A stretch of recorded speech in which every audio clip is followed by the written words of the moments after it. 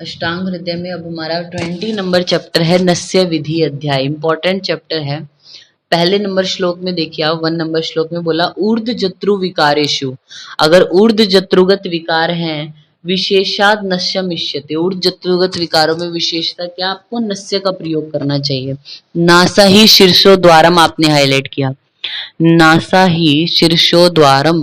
NASA क्या है, सिर का द्वार होता है ऐसा बोलते हैं। ये वाग्भट के लिखने का स्टाइल है। चरक क्या बोलते थे, द्वारम ही शीर्षो नासा। उन्होंने भी यही लाइन बोली थी लेकिन थोड़ा लिखने का स्टाइल चेंज है।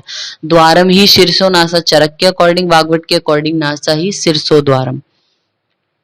नेक्स्ट हमारा आता है नस्य के भेद। यहाँ पे देखिए 3 लिखे हैं, हाईलाइट करना। विरेचनम बृहणम च शमनम च त्रिधा अपि ततः। 3 प्रकार का होता है नस्य अष्टांग हृदय के अकॉर्डिंग। विरेचन नस्य, बृहण नस्य और शमन नस्य। आप यहीं पे लिख लीजिए चरक के अकॉर्डिंग नस्य 5 भेद। आचार्य चरक के अकॉर्डिंग नस्य के 5 भेद हैं।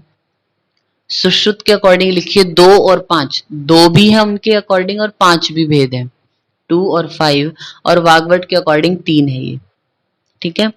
फिर अब इन्होंने बोला विरेचन नस्य किसको दोगे, बृहण और शमन किसको। तो विरेचन नस्य के लिए देखिए 2 नंबर श्लोक में क्या बोला, सिरह शूलम जाड्य हाईलाइट किया। सिरह शूल हो किसी को, जड़ता हो। फिर नेक्स्ट लाइन में शोफ गंड कृमि कुष्ठ अपस्मार पीन से आपने हाईलाइट किया। किसी को कुष्ठ है, अपस्मार है, पीनस है, तो उसको क्या है, दोषों को निकालना पड़ेगा ना उसके। तो विरेचन नस्य आप देते हो। नेक्स्ट है हमारा बृहण नस्य की बात की गई है 3 नंबर श्लोक में। बृहणे वातजे शूले हाईलाइट किया। वातज अगर शूल है, सूर्यावर्तो हाईलाइट किया। वातज शूल में, सूर्यावर्त में स्वर क्षय। नस्य नासाश्य शोष वाक संगे हाईलाइट किया। वाणी संग हो गई, अब बोला नहीं जा रहा किसी से। कृच्छ बोधे अवबाहु के हाईलाइट किया। कृच्छ बोधे अवबाहु के, इनमें भी बृहण नस्य। तो बृहण नस्य में आपने वातजे शूले, सूर्यावर्त, वाक संगे, कृच्छ बोधे अवबाहु के हाईलाइट किया। नेक्स्ट है 4 नंबर श्लोक में हाईलाइट कर लेना, शमनम नीलिका व्यंग केश दोष अक्षिराजिषु। नीलिकाएं, व्यंग होना, केश का कोई भी रोग होना या अक्षिराग होना, आंखों में ऐसे दिखाएं सी दिखाई देना उनमें, तब आप क्या करते हो, शमन नस्य देते हो। तो तीनों इंपॉर्टेंट है ये। अब तक नासा ही शीर्षो द्वारम, ये है वाग्भट की लाइन। और द्वारमी शीर्षो नासा चरक बोलते हैं। नस्य के भेद तीनों आचार्य के अकॉर्डिंग कौन से हैं, और वाग्भट के अकॉर्डिंग जो है विरेचन, बृहण और शमन। तो विरेचन नस्य किस में देना है, या जैसे आपसे पूछेंगे सूर्यावर्त में कौन सा नस्य देते, तो बृहण है अष्टांग हृदय के अकॉर्डिंग।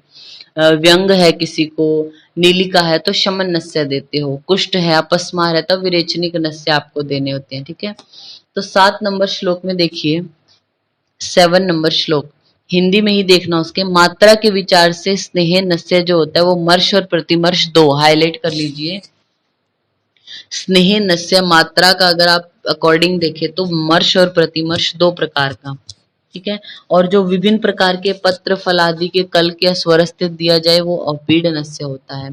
मरीच आदि जो तीक्ष्ण द्रव्यों से दिया जाता है, जिसको हम नासिका से देते हैं धमापन, जैसे उसका चूर्ण है वो एक नाली में नलिका जैसी जो एक स्ट्रक्चर है उसमें रखा और इधर से फूंक दिया और वो नाक में गया, तो वो प्रध्वन नस्य होता है ऐसे। नेक्स्ट देखना आप 8 नंबर श्लोक में, जो प्रधमन नस्य के लिए, हिंदी में ही देखना, इसमें भी प्रधमन नस्य के लिए जो जिस पाइप से आप उसको ऐड करते हो या एंटर कराते हो नासिका में, तो वो 6 अंगुल लंबी होनी चाहिए। हाईलाइट कर लीजिए, 6 अंगुल लंबी नाड़ी का प्रयोग आप करते हो उसमें। नेक्स्ट है हमारा 9 और 10 नंबर श्लोक, इसको भी हिंदी में ही देखेंगे हम। 9 और 10 नंबर श्लोक, तर्जनी उंगली के 2 पर्वों को द्रव में आप डुबोकर निकालें तो जितना स्नेह या स्वरस गिरता है उसको हम बिंदु बोलते हैं। तो आपको क्या है, इस उंगली से नासिका में औषध को टपकाना मर्श। तो मर्श में हाईलाइट करना 10 बिंदु उत्कृष्ट मात्रा, 8 बिंदु मध्यम और 6 बिंदु ह्रस्व मात्रा होती है, ठीक है। 6, 8 और 10 ऐसे बोलते हैं। आप पेज के टॉप पर लिखिए। पेज के टॉप पर आपने लिखा, हेडिंग सबसे ऊपर आपने लिखी है, जो कॉलम है उसमें मर्श, मर्श। फिर नेक्स्ट कॉलम है आपका वाग्वट, नेक्स्ट कॉलम आएगा षडंगर एंड सुश्रुत। मर्श नस्य, फिर वाग्वट के अकॉर्डिंग और षडंगर और सुश्रुत के अकॉर्डिंग। तो मर्श नस्य के नीचे लिखना अवर, मध्यम और प्रवर मात्रा। सबसे कम मात्रा क्या होगी, मध्यम मात्रा क्या होगी और प्रवर मात्रा क्या होगी। तो वाग्वट के नीचे आपने लिखना 6, 8, 10। मतलब मर्श नस्य के लिए अवर मात्रा वो बोलते हैं 6 बिंदु होती है, मध्यम के लिए 8 बिंदु, प्रवर मात्रा मैक्सिमम डोज 10 बिंदु होती है, ऐसा बोलते हैं। शारंगर और सुश्रुत देखिए क्या बोलते हैं, 4, 6, 8। अवर मात्रा 4 बिंदु, मध्यम मात्रा 6 और प्रवर मात्रा होती है 8। ठीक है, ये होगी मर्श नस्य की। अब आप लिखना सुश्रुत और ब्रैकेट में लिखना स्नेहिक नस्य। सुश्रुत में जो स्नेहिक नस्य आप देते हो वो कितना देना चाहिए, तो अवर मात्रा में लिखना 1 शाण। सुश्रुत के अकॉर्डिंग अकेला ये, सुश्रुत के अकॉर्डिंग स्नेह नस्य में अवर मात्रा है 1 शाण, मध्यम मात्रा है 1 शुक्ति, 1 शुक्ति और प्रवर मात्रा पाणी शुक्ति। पाणी शुक्ति आपने लिखा। 14 नंबर श्लोक में 14 नंबर श्लोक में प्रातः श्लेषमणि मध्याह्नम पित्ते सायांशो निशो चले, ऐसे करके लिखा है। तो इसमें क्या है, नस्य की बात की गई है, तो अगर आपको कफज विकारों में देना है तो प्रातः काल देना चाहिए नस्य। मध्याह्नम पित्ते, पित्त में मध्याह्न में, और साय निशो चले यानी वायु है अगर, तो आपको साय या रात्रि के टाइम पे नस्य देना चाहिए। स्वस्थ वृत्ते तु, स्वस्थ अवस्था में अगर आप नस्य दे रहे हो तो पूर्वाह्ने शरद काल वसंत, स्वस्थ वृत्त में पूर्वाह्न में देना है। शरद और वसंत काल में क्या करना है आपको, पूर्वाह्न में नस्य देते हैं। तो स्वस्थ व्यक्ति को आप दे रहे हो और शरद या वसंत काल में दे रहे हो तो पूर्वाह्न में, कफज विकारों में दे रहे हो तो प्रातः, पित्तज विकारों में मध्याह्न में और वातज विकारों में साय या निशी। फिर बोलते हैं कि शीतल काल में मध्याह्न में दे सकते हो, ग्रीष्म काल में, साय काल में, वर्षा में जब दुर्दिन ना हो, मतलब कि जैसे बारिश वगैरह नहीं हो रही है, सूर्य अच्छे से दिखाई दे रहा है, तब दे सकते हो आप। ऐसे हिंदी में आप इसको पूरा पढ़ना है, लेकिन श्लोक की सिर्फ 14 नंबर श्लोक की लाइन आपने हाईलाइट करनी है। ठीक है, हिंदी में आप पूरा एक बार देख सकते हैं इसको। नेक्स्ट है हमारा 16 नंबर श्लोक।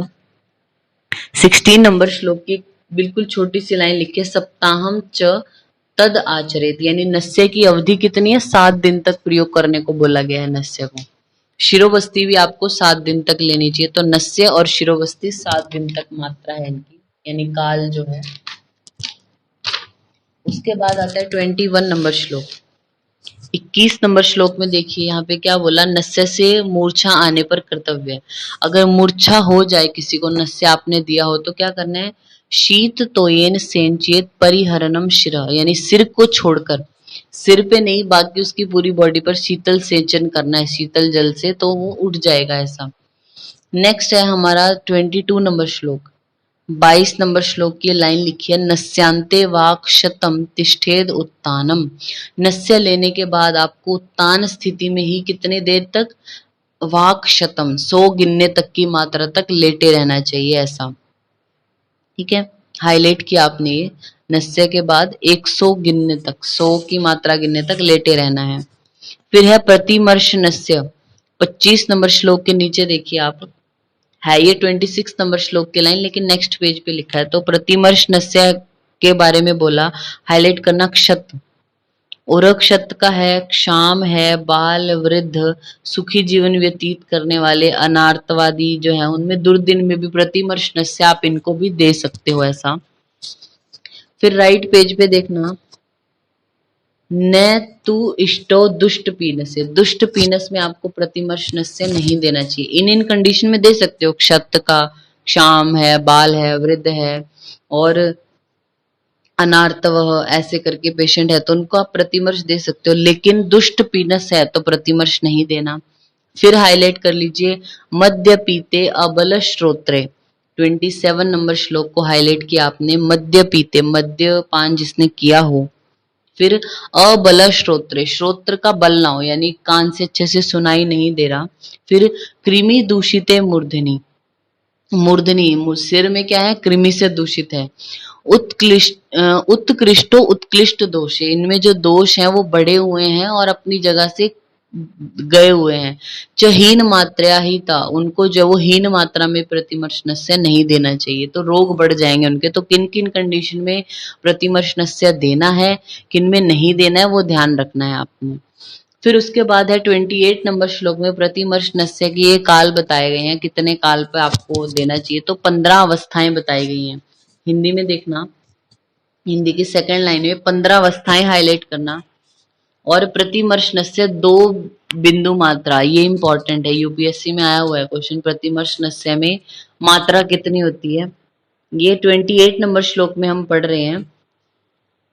28 नंबर श्लोक में इसमें क्या है, पहले इसके नीचे भी एक लाइन लिखी है ना, दंत काष्ठस्य हास्यस्य योजित अंत से द्विबिंदुकन, तो द्विबिंदु प्रतिमर्श नस्य की मात्रा 2 बिंदु बताई गई है और इसके ये जो काल है ये है 15। तो आप लिख लीजिए यहीं पेज पर, सुश्रुत अनुसार प्रतिमर्श नस्य के 14 काल। प्रतिमर्श नस्य के काल अगर आपसे सुश्रुत के अकॉर्डिंग पूछे तो उन्होंने 14 बताए हैं, और वाग्भट ने क्या बताए हैं, 15 काल बताए हैं, 15 काल। और प्रतिमर्श नस्य की बात हो रही है, तो प्रतिमर्श नस्य के 15 काल प्लस में मात्रा दोनों ने ही क्या, 2 बिंदु बताई है, 2 बिंदु। नेक्स्ट है हमारा 30 और 31 नंबर श्लोक में, 30 और 31 नंबर श्लोक इंपॉर्टेंट है, इस पे थोड़ा ध्यान देना है आपने। 7 वर्ष से कम और 80 वर्ष के उपरांत नस्य नहीं देना चाहिए, मतलब एज जो बोली है नस्य देने की वो 7 से 80 के बीच में है, इससे पहले और इसके बाद नहीं देना है। 18 वर्ष से कम आयु वाले को धूम नहीं देना है, धूमपान हम कराते हैं ना वो नहीं कराना 18 से कम वाले को। 5 साल की कम आयु से पहले कवल नहीं देना है। 10 साल से कम और 70 साल के ऊपर वमन और विरेचन यानी इस तरीके का शोधन नहीं कराना चाहिए। तो 10 to 70 ईयर ऑफ एज में आप वमन या विरेचन कराते हो, ये वाग्भट के अकॉर्डिंग है। नेक्स्ट 32 नंबर श्लोक में देखिए बोला, आ जन्म मरणम शस्तम प्रतिमर्शस्तु, हाईलाइट किया आपने। प्रतिमर्श नस्य है जो, वो बस्तीवत, बस्ती की भांति जन्म से लेके मृत्यु तक आप यूज कर सकते हो उस पेशेंट में, ठीक है।